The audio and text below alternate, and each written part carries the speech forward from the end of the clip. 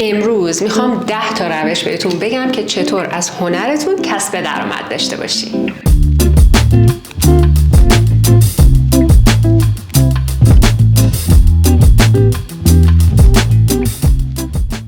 خب سلام به همگیتون، امیدوارم که حالتون عالی باشه. من شیرینم و خوش اومدید به کانال یوتیوب من.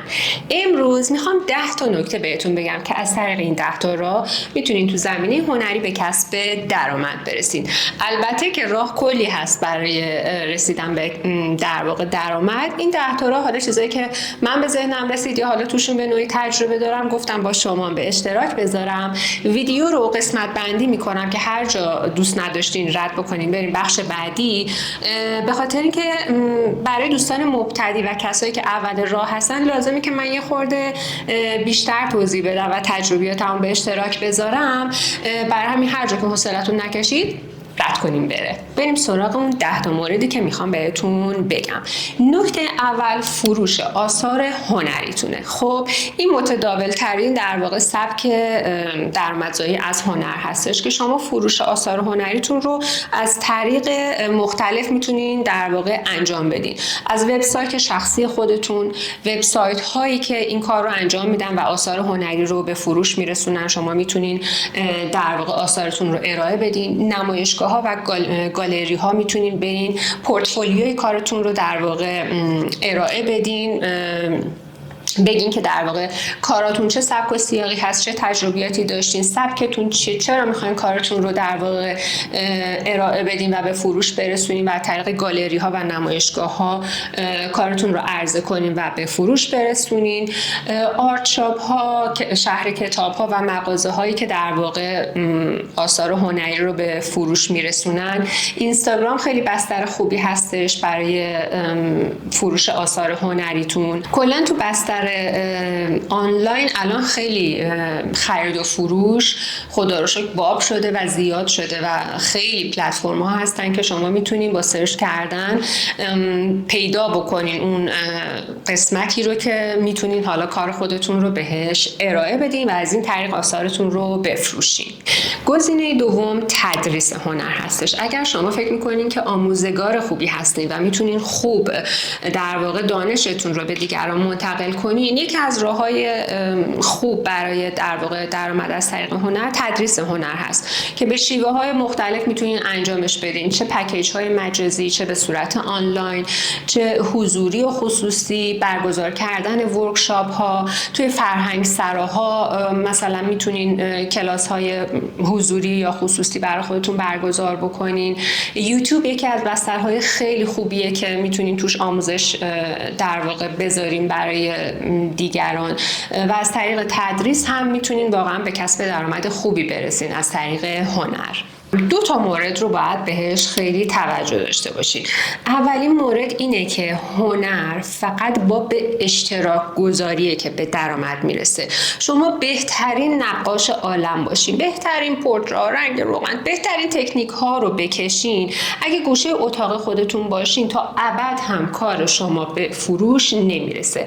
پس باید بسترهایی رو آماده بکنین برای به اشتراک گذاری و نشون دادن کارتون به اطرافیان، آدم‌ها، دنیا، سوشال مدیا و خب برای خودتون یک اسم و یک لوگو تعیین بکنین. اینجوری نباشه که یه جا شما رو شیرین صدا کنن، یه جا میرخان، یه جا شیرین استودیو، یه جا آتلیه شیرین. اصلا شما باید یک اسم مشخص داشته باشین که توی تمام جاها، چه سوشال مدیا، چه نمایشگاه، هر جا که میخوان شما رو مخاطب قرار بدن با اون اسم شما رو در واقع بشناسن و یک لوگو ترجیحاً داشته باشین، چون آدم‌ها نشانه ها توی ذهنشون خیلی خوب ثبت میشه به مرور زمان و شما رو با اون اسم و اون لوگو به مرور زمان هی میشناسن. مثل تمام برند هایی که میبینین لوگوهاش چقدر توی ذهن شما ماندگار شدن.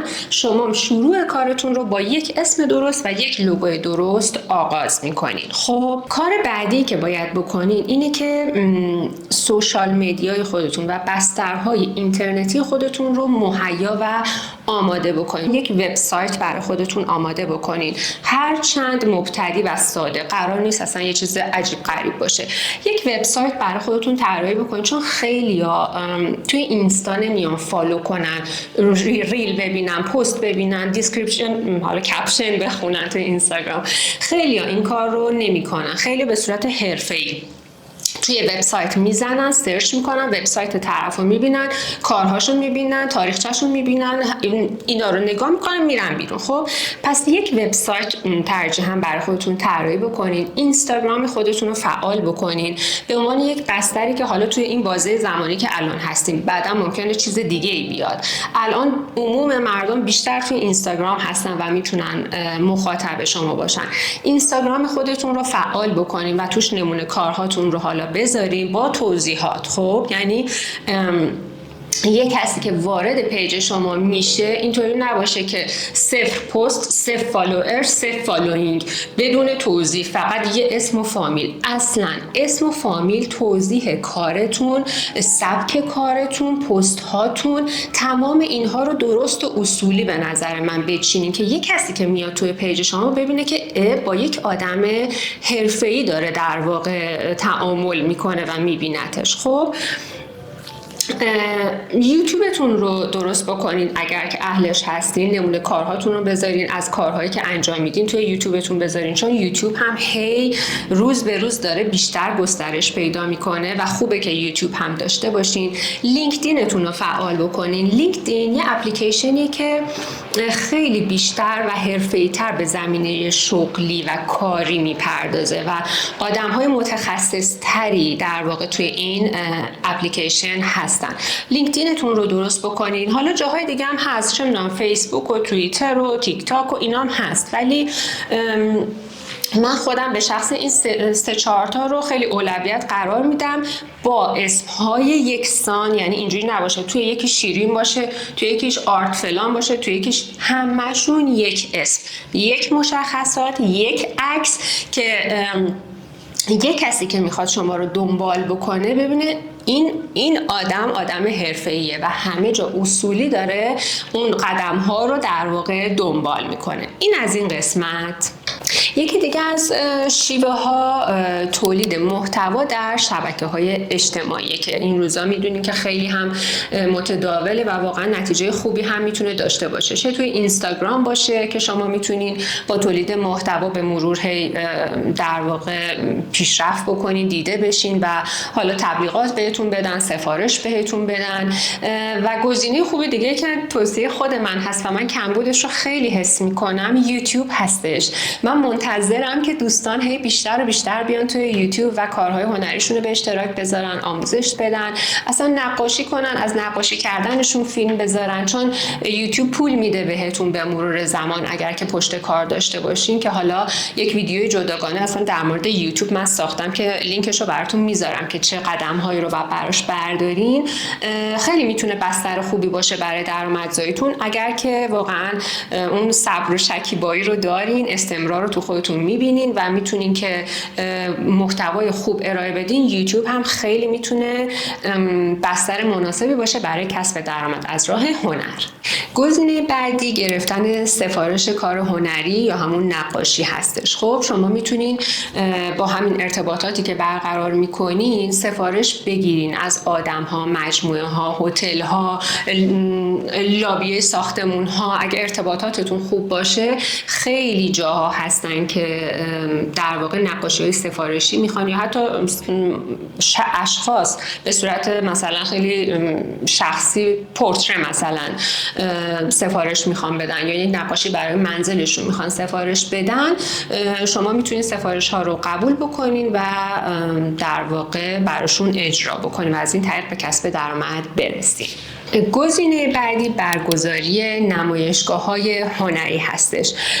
شما میتونید با برگزار کردن نمایشگاه‌های هنری هم حالا کارتون رو به عموم مردم به نمایش بذارین و حالا فروش داشته باشین، همین که انقدر با برگزار کردن نمایشگاه‌ها به ارتباطات زیادی در واقع میرسین که از طریق این ارتباطات یهویی میبینین خریدارها در واقع به وجود میان، حمایت کننده ها به وجود میان، مشتری‌های ثابت برای شما به وجود میان و کلاً ارتباطاتتون توی زمینه هنری خیلی گسترده تر میشه از طریق برگزاری نمایشگاه‌ها و هی میتونین تو این زمینه بیشتر و بیشتر پیشرفت کنین و آثار خودتون رو به فروش برسونین. گزینه بعدی همکاری با برندها هستش.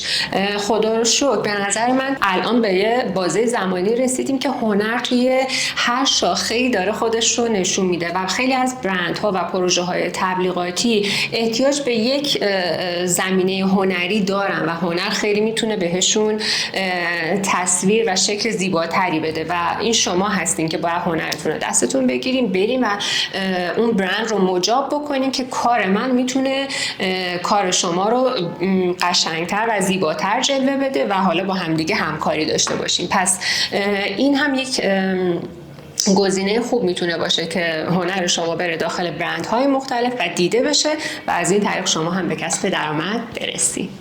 نکته بعدی فروش آثار از طریق NFT هستش. حالا من یک ویدیو جداگانه کاملا راجع به اینکه NFT چی هست براتون میسازم، ولی اگر بخوام خیلی خلاصه بگم شما اثرتون رو تبدیل به یک اثر دیجیتال میکنین و توی پلتفرم های NFT با ارز دیجیتال کارتون رو به فروش میرسونین. حالا میتونه اصلا تصویرسازی یا نقاشی دیجیتال باشه یا مثلا از نقاشیتون یک عکس با کیفیت بگیرین و عکس اون نقاشیتون رو اونجا به فروش برسونین. در واقع توی این پلتفرم ها آدم ها اثر شما رو خریداری میکنن ولی عکس اون اثر شما رو و با ارز دیجیتال هم این اتفاق میفته و اون هم اگر که پشت کار و استمرارش رو داشته باشین میتونه راه خوبی برای درآمدزایی براتون باشه. گزینه بعدی فروش چاپ آثارتون هستش که به شیوه های مختلف میتونین انجام بدین. میتونین روی اشیاء مختلف آثارتون رو چاپ بکنین بسته به نیاز مخاطبتون و اون کیفیتی که حالا مطلوب خودتون هست و حالا به اون در واقع سطحی که خودتون دوست دارین، یا اینکه اصلا آثار بزرگتون رو چاپ‌های کوچیک با کیفیت بکنین و به فروش برسونین. توی همین آرت شاپ ها، شهر کتاب ها خیلی میتونین از عکس کارتون توی جاهای مختلف هم استفاده بکنین. و گزینه آخر هم ارائه خدمات هنری هستش.